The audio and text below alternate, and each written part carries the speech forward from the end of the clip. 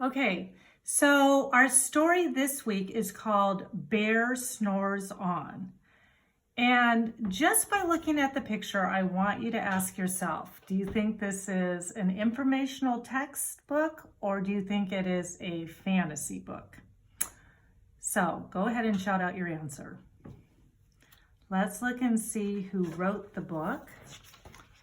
It's the title page. It says Karma Wilson, and then illustrations by Jane Chapman. So we know Karma Wilson is the author and Jane Chapman is the person who did the pictures.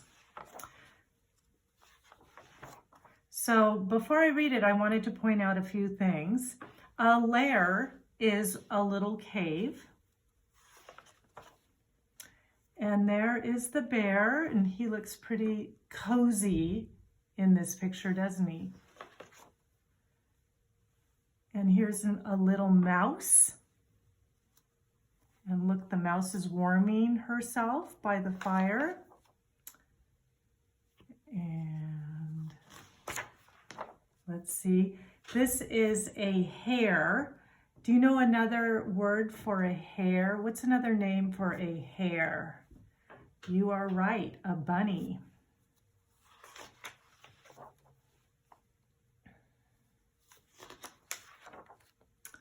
This is a badger. So we have a badger, a hare, and a little mouse.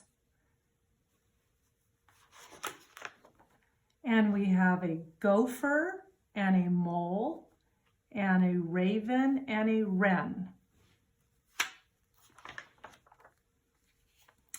And then they're all dancing. I wonder why they're dancing. Okay. Wonder what's happening here. Okay, look at those pictures. Can you figure out what's going on? They look happy now. All right, now I am going to read the story to you.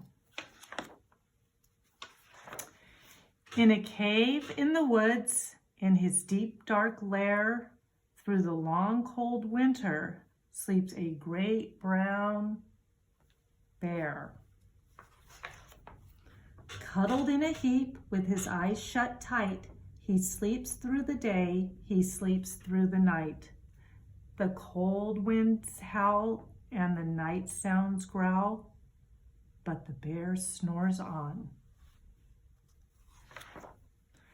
An itty-bitty mouse, pitter-patter, pitter-pat tiptoe, creep crawls in the cave from the fluff cold snow.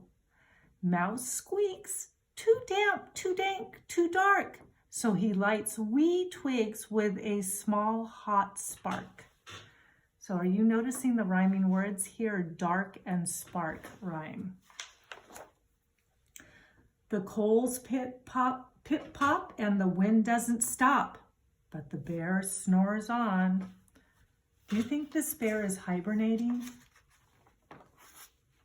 Two glowing eyes sneak peek in the den. Mouse cries, "Who's there?" And a hare hops in. So remember, a hare is another name for a bunny. "No, Mouse," says Hare, "long time no see." So they pop white corn and they brew black tea. Mouse sips wee slurps, Hare burps big burps, but the bear snores on. A badger scuttles by, sniff snuffs at the air. I smell yummy yums, perhaps we can share. I've brought honey nuts, Badger says with a grin. Let's divvy them up, cozy down and dig in. There's that word cozy. You'll hear that in another lesson. And they nibble and they munch with a chew chomp crunch, but the bear snores on. A gopher and a mole tunnel up through the floor, then a wren and a raven patter in through the door. Mole mutters, "What a night, what a storm," twitters wren. And everyone clutters in the great bear's den. Are they all warm and cozy in there? They look warm and cozy to me.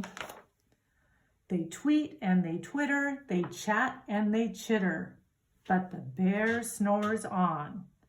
In the cave in the woods, a slumbering bear sleeps through the party in his very own lair. And remember, the lair is the cave. Hare stokes the fire, mouse seasons stew, then a small pepper fleck makes the bear Ra-choo! He blows and he sneezes, and the whole crowd freezes.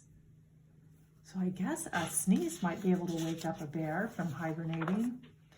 And then the bear wakes up. Bear gnarls and he snarls. Bear roars and he rumbles. Bear jumps and he stomps. Bear growls and he grumbles. You've snuck in my lair and you've all had fun, but me, I was sleeping and I have had none. And he whimpers and he moans, he wails and he groans, and the bear blubbers on. Blubber's another word for crying. Mouse squeaks, don't fret, don't fuss, look, see. We can pop more corn, we can brew more tea. Bear gulps, bear gobbles, he sighs with delight, then he spins tall tales through the blustery night. When the sun peeks up on a crisp, clear dawn, bear can't sleep, but his friends snore on. So now our bear's awake and all of his friends are asleep. All right, remember, we are going to listen to this story a second time because we always do that with our big books.